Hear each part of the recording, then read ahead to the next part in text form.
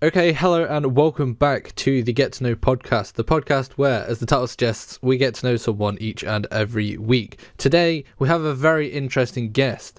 He is the co-owner and director of Audacity eSports. He's closing in on 10,000 subscribers on YouTube with 10,000 followers on Twitch. He is a voice actor for the Oddities roleplay channel, which is almost at 200,000 subscribers, and he is one of my very old friends. Jack, or Beatbox Gaming. Hello, how are you today? Beatbox Gaming. BeatBoxCrazy. Get it right. Sorry. Can't get it right. Nearly made it through the whole intro. Nearly. You failed. You failed. Can't believe it. How are you? You're picking me up too much. Too many titles. Too many titles. You've got a lot going on. You're a busy man. Busy. You are. Well, before we get into all that, I've kind of sort of started every single podcast with asking everyone how their sort of last year or so has been with the lockdown and everything, because everyone's had a bit of a different experience. So how's lockdown and life in quarantine been for you? It's been a bit of a tough one, I gotta say the least, because there's been so much in my life. So basically, a lot of my jobs that I used to do, they got cut because of funding. So there was a lot of stuff. Audacity and all obviously has been a hard one, because obviously, as you can tell, esports being a massive hit on like the current like climate in the UK. So then I had to work so much. Other than that, a lot of family things happened. You know, unfortunately, someone passed away from COVID. COVID's been awful for everyone. Mental states, everything together. It's just been awful. And I genuinely think like this year has probably been one of my worst in a sense that I haven't been able to really get out. I haven't been able to do anything. But on the other hand of that, it's been positive in a way that it's allowed me to progress in everything I do, like voice acting, YouTube, Twitch, everything. So I guess it's sort of positive, but then obviously it's a pandemic, so it's never going to be great. Yeah, so it's allowed you to work on some things. So we'll get into some of the things that you're working on. One of the things that's really interested me is that I want to talk to you about is obviously the esports team, because I would be lying if I said I knew a whole lot about esports and the whole sort of just everything around it really. So we'll start off with, how did that come about? And how did that get started? So it all started back in like 2019. So basically, I used to play in a league called VPG. It's a FIFA league online. So basically, do different types of pro clubs, like professional pro clubs, like play against each other 11v11. And I used to like just play with that really. When I was playing with that, I sort of like, I really want to own my own team. Now, I've been doing this for like 4 years, just playing it casually. And then VPG sort of started getting these professional teams, esports teams on board. So I was like, right, well, probably best I try and find a esports team. Me, I had no knowledge in esports whatsoever, really. So I'm just like emailing people until I pop up with one of my good friends, Callum, who used to own an esports team called Arian Gaming. And that used to be something me and Dylan used to be a part of at one point.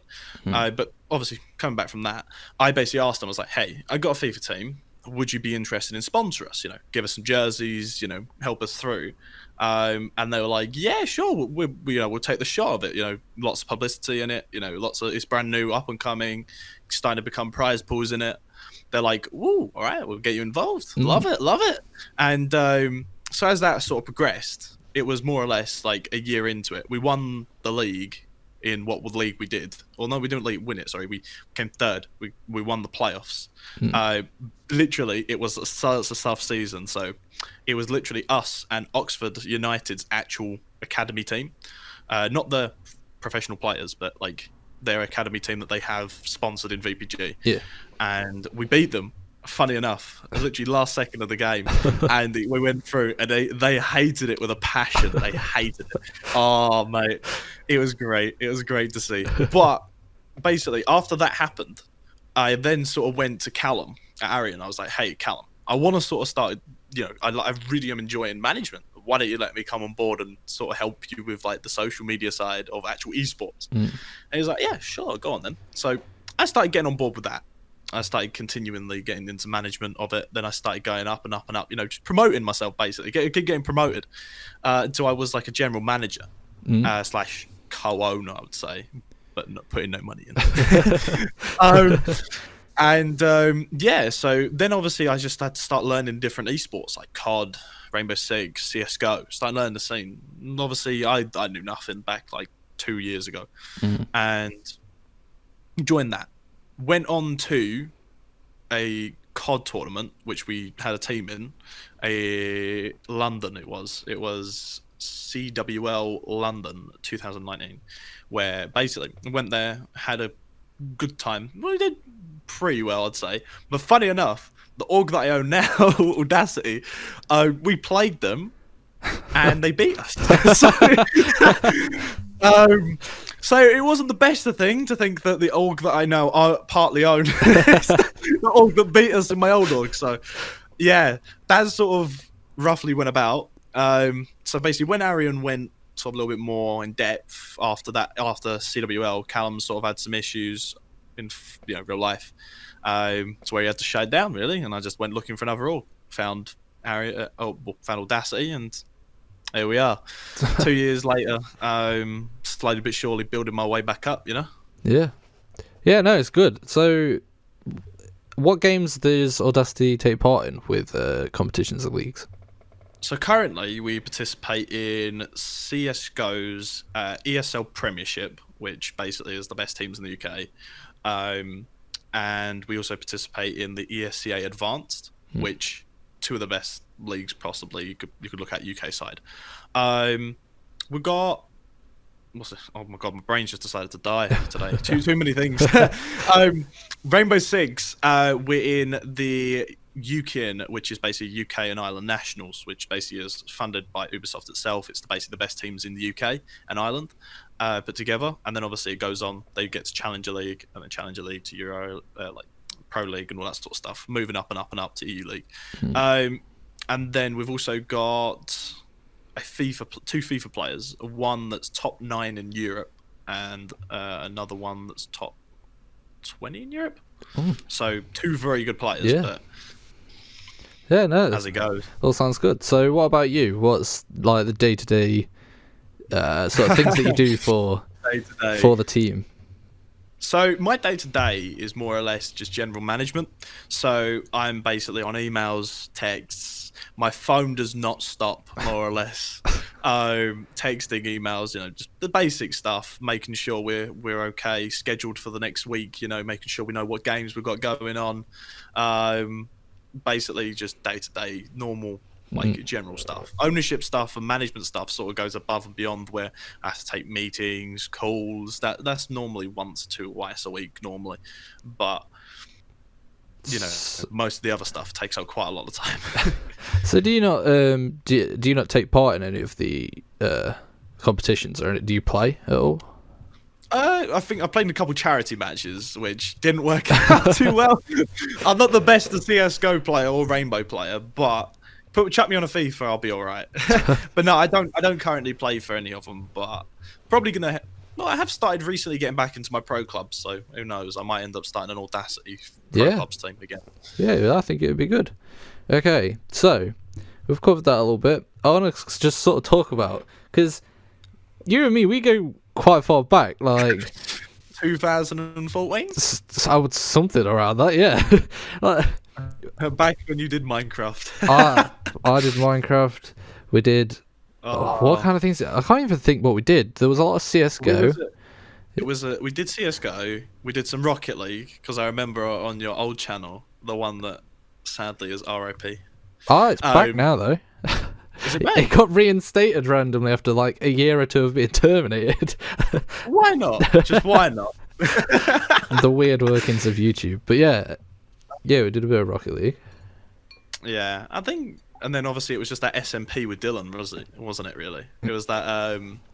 Was it Jewelcraft? Oh yeah! Oh my god, I completely forgot about that. Oh yeah, it was a bunch of other creators and stuff, wasn't it? Yeah, oh my god. You got that. Yeah, K Cray, she's now a massive voice actor YouTuber. There you go, me and Dylan. The only person that didn't progress in YouTube, or should I say Twitch or anything, was Ryan. I feel sorry for the guy. Oh my god, He just never progressed it. I completely forgot about that whole thing. I've got so many memories coming back now. Oh my god. Oh. Back in the day. Back in the day. Oh, back in the day of when we used Skype on a day-to-day basis. Oh yeah. Oh, It was you, me, Dylan. Was it Brandon? Brandon. Yeah. I haven't spoken to him in years. Didn't you used to be like, you used to talk to him like all the time? Yeah, we used to be really good friends. I've not spoken to him in so long. I don't know. I think he's just progressed in life, really, isn't he? Yeah. He's gone. Yeah.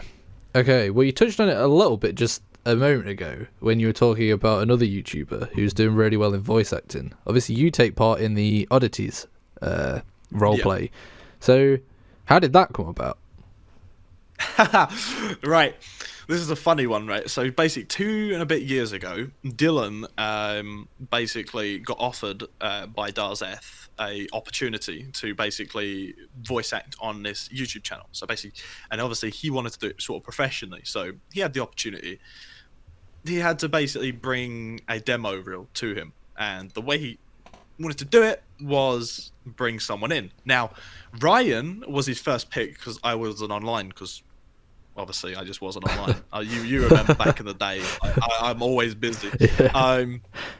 And so that sort of happened. And then Dylan, like, all of a sudden, because Ryan didn't answer, he's like, yeah, Jack, do you want to come help me? I was like, all right, go on then, I'll help you. So we went on this server. We did some, like, role play, like, back and forth, bit of banter. Awful, by the way. Awful. Like, it literally sounded like 2 kids that were shouting at each other most of the time. And then we gave it in. Dylan obviously didn't get the part, unfortunately, but they did like Dylan, so they put him on a crew, which was Melodream, which was part of GLG, GLG like productions with some people that are behind it. And so they offered Dylan a thing, and then they saw me in it, and they're like, "Who's this British guy?" I was like, Dylan's like, "Oh, that's Jack. He's one of my really good friends." I was like, and he was like, okay, give him my Discord if he wants to like come aboard and earn a little bit of money. I was like, oh, okay. I was like, all right, go on then. So obviously we both got put on a channel called Melodream. So basically it was just a channel that was just run. Basically it's like a sub channel off of sub channels, basically. And we started doing role playing on there for a good God knows how long, run by Chewy Roleplays that's currently on the Oddities Roleplays now as well. And we did great there until unfortunately she had another project where then I had to start running the channel. And yeah, that's really how it come all about. And then obviously we just moved on to better things where we went on to the, like, all of us basically left GLG to go to the Oddities Roleplay, and you know, nothing bad between, no bad blood between anyone, just we decided to leave for a better opportunity. And now, you know, we're doing well. We're able to promote ourselves, you know, put ourselves out there, and slowly but surely start gaining, you know, what we can. Like in a year, yeah, it's done really well. Yeah, I think for like, I think it's reached 100 and nearly like 200,000 subscribers in less than a year. Like it's been less than a year. Yeah, it's crazy. And then we also started a new channel as well, the Oddities Plays, that is on like 20-30K right now. Jeez. As well. So each episode is it kind of like a storyline each episode with the Oddities, like each? I'm trying. Yeah. So yeah, I know you're on about. Yeah. Yeah, I get you. So basically, we normally go off of just what sort of, not trending, but what is sort of the best sort of videos we can put out that they would want to watch. So in the first things first, whatever happens at the start of every recording, we have like a pre-list of the basic titles and descriptions of what we need to do. Right. And Darzeth will go over that for us. And that's basically what we do every day. It's like Mondays, Wednesdays, and Fridays. We just do that exact same thing. We just put ideas of what we think, and like, because obviously it's FNAF based. So obviously, as you can probably tell, it's quite a niche market for FNAF. So the way we got to do it is we got to do it in a way that it will entertain the kids, and we're able to get like 3,000 episodes out of it. Yeah. Because on the previous channel, they did 4 years 4 years of that channel before they moved over to the new Oddities one. So just think they did over 3,000 episodes because they were doing 2 a day. Jesus. And they had to figure out all of those episode ideas. It was insane. So it's not scripted or anything. It's more, if anything, it's more what's the word? Idea based. Yeah, and God, I'm really struggling for the term. Actors, like when actors. Yeah, it's more improv. Improv. It's like that's the word. That's the one. Yeah. So that's kind of what it is. Yeah. Yeah. We do obviously have some scripted parts because obviously we can't just improv every single thing. There has to be some sort of script in it. Like we have little storylines of different things where it goes back to whatever, we say little catchphrases or lines, just to basically the diehard fans will sort of pick up on, and it's like sort of keeps them engaged. Yeah, no, it seems really interesting, and it's picking up a lot of traction. Like the channel seems to be doing really well in such a short space of time. So, yeah. Yeah. I think it's good because we've got all of our like members. We've got Digitalized Pixel, 80,000 subscribers. We've got Gallon Gaming, 200,000 subscribers. We've got Darzef, 400,000 subscribers. Odd Fox, that's on nearly 40,000 subscribers. We got Dylan, that's on nearly 10k. You got me, 7 to 10k. You got Chewy, that's nearly at 10k. You got Bomber, that's nearly that is at 10k. You got Pat, that's at 26, and Katie, that's on like 30. So there's every person like putting it together. It just boom. Yeah. Well, you talked a little bit about your channel, so we'll move on to your channel. So, what kind of things are you doing on there? So at the minute, I've obviously sort of gone down the route of Darzef's wisdom. Can't thank him enough because he's given me a lot of insight into like basically YouTube, how to do it properly, And so as I've looked into it, I've more decided to go with sort of child-friendly stuff. Obviously, a bit different to you. I've started going more along the lines of Roblox, Minecraft, basically just simple kid content, really. But I've sort of stick to the same like market that I needed to go with. So, say with Roblox, I've done more like PvP stuff, like shooting games, because I'm quite good at shooting games, FPSs. Yeah. So I sort of stick with that market of people to like sort of gauge the audience in that sort of area, and then obviously, more or less on that side, I'm going to sort of hopefully make more of a PG channel, hopefully soon, and move on to basically have that as my basically main channel, like BeatBoxCrazy with the Roblox and Minecraft, and then move on to the other channel that will be more based along playing games and just enjoying myself, like, playing GTA, playing Rainbow Six, playing, just fun games with my mates and just having a bit of fun and banter, Yeah, because I can imagine, while obviously it fits with the oddities and that kind of niche, playing Roblox and Minecraft and stuff, do you still enjoy those games? Oh yeah, I've never stopped liking them. Like Minecraft, it gets a bit repetitive after a while because you're literally playing it every single day. I think it does sort of hit you down a bit when you have to play it for a job. Yeah, it doesn't make it as fun. I think a lot of things do. As when you hit the record button and people don't realize you're recording, that's like when you get the best reactions. When no one realizes you're doing it and you're just enjoying it and having fun. That's when you get like the funnest moment. But when it's sort of like, as a sense, when you're trying to play a game and you're having to force yourself to play that game for the fact of just content. Yeah. Sometimes it doesn't feel like you enjoy it as much as what you probably should do. Yeah, well, I think if you did do another channel where it was like that, I think that would work really well because you could just have that as sort of an outlet to really enjoy and love gaming, and then you could have this channel as like building it and growing that. Oh, 100%, yeah. I'm looking to obviously go to the moon, Dogecoin all the way to the top. Both of them. Have you got Dogecoin? I need to get in something with, I don't know, something that I've always sort of looked at and been like, I should really do something with them, but I've never. I bought some AMC, is it? Yeah. Yeah.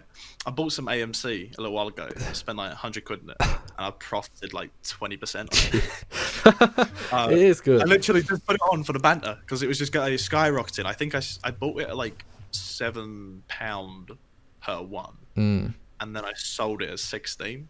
It's with all the yeah, because that was one of them where it was the GameStop and like all them were just like booming, and it just sort of became like that Twitter meme of just all the way to the moon. Yeah, to the moon. I really should have done it, but I don't know. It was great. It was great. Okay, I missed it, man. Well, it seems like you've just got a lot going on. Like you've got the eSports, you've got your own channel, you've got oddities. How are you making time for all this, and how are you managing it? Oh, and I work as well. You work as so this isn't even like the full time. No, I want to make this obviously as full time as possible, but I currently work part time at another place, so I'm just earning a bit of extra money on the side, really. But yeah, I work 4 days on, 4 days off. So and it's a 13-hour shift on each one. So I'm working that whilst also recording, streaming. Because obviously it's not just like YouTube either. It's Twitch as well. Yeah. Like I'm trying to push on Twitch. Well, yeah, because so it's lots. So, all right, I want to get your opinion on this. Actually, what's better, Twitch or YouTube for streaming? This is a funny one. This is a tough one because Twitch is a great platform and I absolutely adore it and I love streaming it because it's more freedom. But recently, with them bringing in the DMCA's and stuff like that, it sort of made it more like YouTube. Now, streaming on YouTube, I love it because of the pure fact that I can just enjoy myself, and I know that the subscribers will sort of see it more. Yeah, because it's more of like around that content, they'll see it. As compared to Twitch, it's more of whatever you're playing. You know, do they want to watch you play GTA? No. Do they want to watch you play Roblox? Yes. Are they going to watch me on GTA? No. Do you know what I mean? Yeah. So it's very mixed opinions, really, because I personally like Twitch for what it does, but then also on the other fact, if you get YouTube, you can just get monetized like very quickly. Yeah, YouTube seems sort of the easier route in a sense, without all the the major restrictions that you get on the Twitch streaming. But it's mainly your copyrights on YouTube. That's your main one. So for Twitch, I couldn't care less about what I play on my stream. They can ban me all they want. I couldn't give a damn. But on YouTube, it's like that's my main thing. I want to try and make sure that, you know, if I'm gonna do anything on there, it's gonna be no copyrights. Yeah. Even though I get copyrighted all the time for stupid stuff that I shouldn't be getting done. it is not. Yeah, it's not a great system, is it? But what can you do? So go back to your. So you've got 4 days a week that you're cramming all of this into. You've got to be doing some like mad hours or something. How are you cramming all that in? It's determination, really. It's more or less. It's like I go to work at 7:30 in the morning. Get home at 8:30. As soon as I get home at 8:30, if it's a Monday or a Wednesday or Friday, I'm instantly on recording. As soon as I'm finished recording for oddities, I'm then off doing streaming, either on YouTube or Twitch. And then after that, it's just sleep, and I'll barely get like 4 or 5 hours sleep. But at the end of the day, the grind never stops. Because at the end of the day, if I want to make this a job and I want to be able to, you know, not like take priority of my actual job that I've got, like my part-time job, I need to make sure that I push myself to the limits to where I get the best content, and, you know, possibly, you know, show the people that, you know, because the thing is, I don't care about the money that I get on YouTube. Like, I do it for the fun of it because I'm not getting paid on it. Like, the only payment I get is my voice acting. So for anything else, it's just my time and effort put into something to like allow people to enjoy my content. And at the end of the day, like, if I get like 1 or 2 people watch me on stream, I couldn't give a damn. Like, at the end of the day, I'm just there. Like, as long as I keep my regulars that come watch me and they enjoy my content, that's all that keeps me going, really. Is that kind of the end goal for all this? Like, with YouTube, Audacity, and the role playing, the voice acting things? Is that sort of just the end goal, to get it full time, or? Yeah. I think overall, I want to be able to basically just be able to get out of bed a little bit later in the afternoon and then get on to my work afterwards. But I think that is my main goal. Do it full time, be able to have a sustainable amount of money. But at the end of the day, like I said, as long as I'm getting a living wage, I couldn't care less. because at the end of the day, I'm just here to enjoy it. Like even if I wasn't getting a living wage and I was still doing it part time, I'm still gonna sit and enjoy it either way. Whether I'm earning money out of it or not. Yeah, no, it's good. So I want to go back a little bit now to the Audacity eSports thing, because something that even I messaged you about a while ago, your deal with Kappa, or your how did you manage? How did that come about?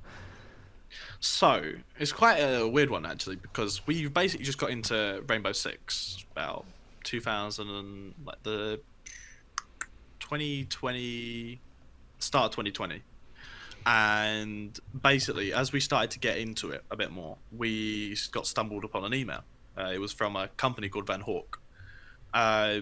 They basically just gave us a DM, just basically asking like, "Hey, do you want a meeting? We are one of those like top sponsorship agencies in the world. Basically, do you want to come like have a call with us? We're very interested in you guys." And we're like, "Oh, okay, fair enough. Like anything that we can try and like progress Audacity, we'll do." Well, did a call with them.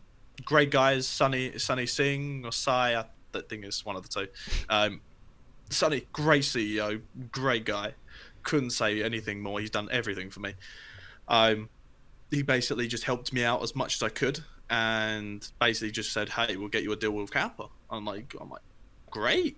And so I ended up meeting up with Dave, one of the head people for Kappa in the UK. And we ended up just getting a deal across the road, basically. And it was great to see, like, that small esports organizations like ourselves can, start picking up those sort of things, like, with Audacity and stuff like that. Yeah, it's a big achievement to be partnered with such a big company. Yeah. See, it was a massive achievement in sort of my own life, because I've never thought that I'd be able to sit there and say, "Hey, look, I'm sponsored by Kappa," in a professional sports brand that's associated with the likes of like Napoli, Aston Villa. Yeah, no, yeah, it's, yeah, I can't say anything more except it's a big achievement that. It is, definitely. So with the gaming, you said about how it gets a bit tedious playing the games that you have to record with. Do you have time to game in your spare time? See, I barely, to be honest, most of my time is either sleeping or working. I don't really sit there and play casually. The only time I ever play casually, I get like 10, 15, 20 minutes maximum. The only time I do is when I decide I just don't want to record. So, say for instance, when I just say for my own channel as well, I've taken a bit of a break on my own channel, about 2 weeks, because mentally I just needed a bit of a break. I used to be able to stream quite a lot, and where everything's just sort of piled on top of me at the minute, it's been quite hard to do the effort to stream every single day and put something out every day. It's been very hard. So recently I've been able to probably chill and game, play some Siege with my mates, actually been able to sit and chill, sort of think about myself and think, right, where can we go from here to progress from there to there? Because there's a lot of people that I see that don't have the mentality of they want to go from there to there. They just want to go from there, and then they just want to instantly just be able to just hit there. Yeah. They don't know what's in between. And what I've got to think of is I'm there, and I've somehow got to work out how do I fill this gap to get to there. And that's the main thing at the minute. And it's just taking a little bit of time out, allow myself some time to regenerate, all this energy that I've put in over the last 10 months to a year. And just basically work around what I need to do. So I think that's mainly it. I haven't been able to really casually game. I think it's been the last 2-3 weeks I've been playing Siege, and that's about it. Yeah, well, is daily upload something that you were doing before on your channel? Yeah, so I did it for about 4 or 5 weeks on the bounce, and it was great. But the only problem with it was the fact it was very mentally draining, because I was having to record every day and then also edit it, upload it, render it, upload it. I know you know the stuff that you got to do. Then you got to look at SEOs, tags, descriptions, titles, then you got to get your thumbnail sorted. And obviously at that point in time, I didn't have that much financial money to be able to go and hire a thumbnail artist to get me, a lovely, an actual decent thumbnail. I had to do that all myself. So I'm sitting there having to make a thumbnail, render, upload, all that sort of stuff. And that took me about 4 hours every day. So and that's for like a 30-minute video. Well, look, a 30-minute video that I recorded that cut down to like 10 minutes. Is that along with streaming as well every day? Yeah. Is that something? Is that something that you want to be able to eventually do in the future? Stream and upload every day, or would you like to sort of cut it back now that you've had this break and time to sort of progress? See, having the time to cut and progress just allows you to think what you should do for the future. And I think for me, I want to do this for the future, and it sort of regenerated me to want to do it. And I think uploading every day and being able to stream every day, that is a major progression, or should I say, target for me, to be able to start doing it again. Because the thing that people don't see is that people with a lot of confidence and a lot of like wanting to progress, that sort of energy, they don't, as soon as they get a knock or anything, they instantly just go from here to there in seconds. Like for me, instantly, I was doing like 4 days a week, 5 days a week, took one break for 1 day, instantly, boom, my whole mentality went. And that's the problem with it. It's like, with that, you have to have that mentality of wanting to do it every single day. Yeah. I remember doing it on my old channel before this one, and I've kind of got into more of a casual upload at the minute. Like I work hard every day to edit and things like that, but I don't know, the daily upload for me is like just it. For me, it's the quickest way to burn out of wanting to do it. Is that the same for you, or not all? Oh, 100%. It's like you could have all the energy in the world to do the video and you'll be on such a high, and then as soon as you realize you have to edit, it just hits you there. It's like, oh. Is that so for you? Are you wanting to sort of get to a point where you can get an editor so you can just record it and that'll be done? I think, to be honest, if I got to the point where I can afford a thumbnail artist and an editor, I think every day there would be 2 videos on that channel. Like the recording the videos is not the problem for me. It's mainly the editing and the thumbnails that was sort of the issue, because it was just like additional work that you always had to do. But at the end of the day, work, like, nothing comes free in life, and at the end of the day, you have to put in the work to do it. So earlier when you were talking about a second channel, would you be doing like one on there and one on your main and on top of all this as well? So the way I was sort of thinking around it was doing one a week, having a paid editor. Obviously, not going to cost me much, 4 videos a week. Just chill with my mates, record what I can, chuck it to them, get some funny moments out of it, chuck some clips over it, boom shakalaka, there you go, that's a video and a video on there. And then obviously, depending on how it progresses and how well it does, then I would obviously look to continuously put more effort into it, and then obviously more and more and more, as well using my own channel as it is. Because the thing is, with streaming is like the best thing for me. I love streaming. If I could do streaming more than I would do videos, I would 100% do it. Because for one reason only: no editing and no thumbnail. Like, well, you can do a thumbnail, obviously, if you're doing it with YouTube. But it's literally, you sit there. It's so much better because you get to interact with your fans live, for one. And I think that's the best thing in the world, because instead of going through a comment and having to give a cheesy pun, and being able to just fully just give your actual reaction to it, is great. I love it. And I think other than that as well, like I said, seeing people actually want to come to your stream and actually looking at like the numbers coming in, like say you're on like 20 consistent or 30 consistent or 40 consistent, looking at those numbers, they just make you feel good about yourself. They make you feel like, yes, you're doing a good job. This is why you're doing what you're doing. You're doing it to for these people so they can come and enjoy you. Yeah, no. To me, what it sounds like would be the best route for you is streaming, and then if you could get to a point where you could stream and then you could hire someone to take the streams and make moments out of them for YouTube, that seems like it'd fit you perfectly. 100%. So yesterday I did my first stream back on Twitch, and I got 20 consistent on Twitch, which I haven't streamed in 3 months. Yeah. And I was just playing GTA RP. That was it. What? Something completely off genre. I've seen a couple of things about that. It seems to be like taking off on GTA, the RP on it. 100%. What kind of thing is it? Because I've only heard little like snippets around about it. So it's basically just like, imagine just, I don't know whether you've ever seen like Arma 3 role players or stuff like that, you know, back in the day with like LT Zomba and all that sort of lot. But it's basically just, imagine real life just in virtual reality. Virtual reality. That's literally what it is. Doing like meth runs, doing coke runs, doing you're in a gang or something like that, and you know you're driving around the city. You have shootouts. You have the police that pull you over for like literally exceeding speed limits, or having drugs on you, or shootouts, or like you just swearing at them, calling them a pig or something like that. You know, it's just so fun. Like if you look at previous VODs of like what I did before, it's just hilarious because we just have so much fun. And it's like, even like the thing is like, it's very strict on roleplay. You have to roleplay like you're in your character. Like you get hit in the face, you have to act like you've just been shot on the face.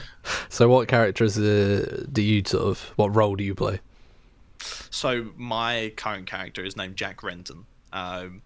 He's more of a devious character, quite a funny chap, I'd probably say. Because the way I say it, I put it in a perspective of each roleplay character is more or less like a TV show script of a character, and looking at the personalities and traits, and it's a completely different person. So the reason I like it the most is that you can be a different person to what you are now, and you can do it on there. You know, you can be whoever you want to be realistically.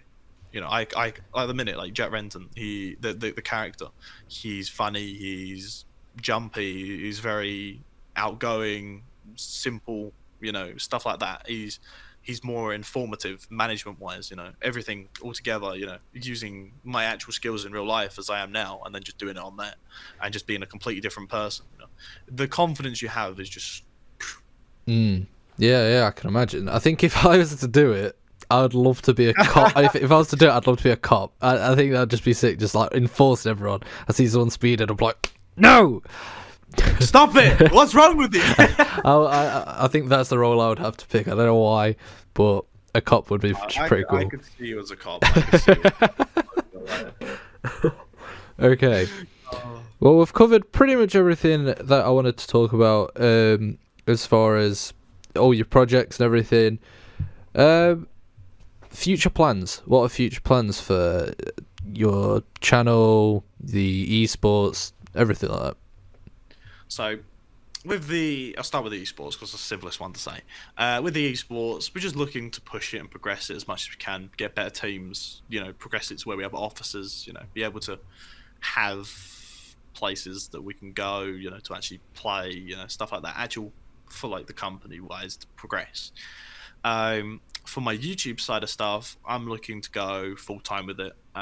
Looking to obviously try and reach 100,000 subscribers in the next 3-4 years.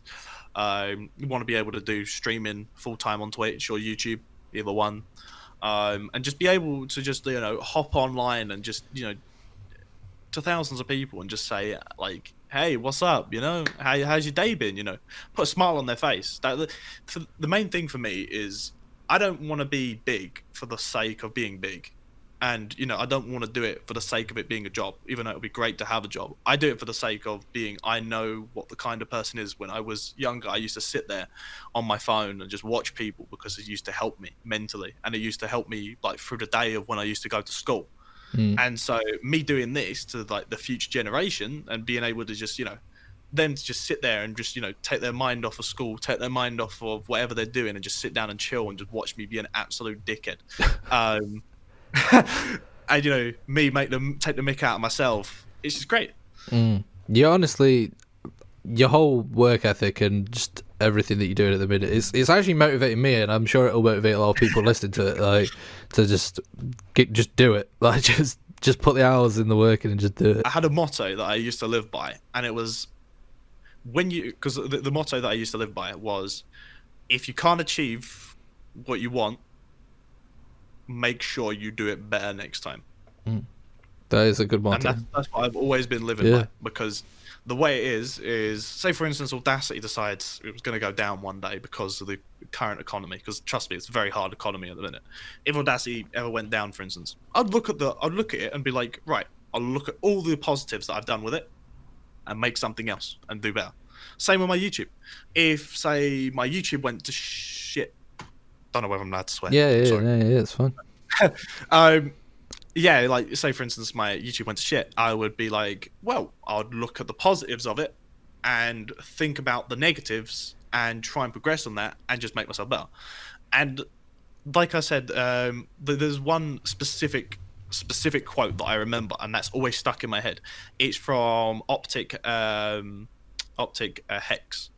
And basically, he had a quote where he was saying, you will never get anywhere if you half-ass it. And that's the main thing for me. It's like, if you half-ass something, you'll never get anywhere. You need to just put your time, you need to put your effort. If you're going to do something, you put 100% in. And no matter how bad you are, or no matter where it goes, like, say, for instance, people that are on, like, live streaming right now with, like, 0 people watching them, I give so much props to them, because at the end of the day, they're sitting there, they're grinding, they're putting their ass on the line, they're being like, all right, well, look, even though I have no viewers, I couldn't care less. I'm sitting here enjoying myself and chilling. And that is the best way to say it. And the best way for every person, don't forget, you always start small. You never just go straight big. And that's the thing you need to think of. Yeah, that I couldn't have said anything better myself. I think this is going to help a lot of people watching this get motivated to just do anything they want to do. So, thank you. That's a good quote. You're good. Okay, well, it's been a pleasure talking to you. I like to end every podcast by just asking the guest, what does success mean to you? Success is when I'm financially secure.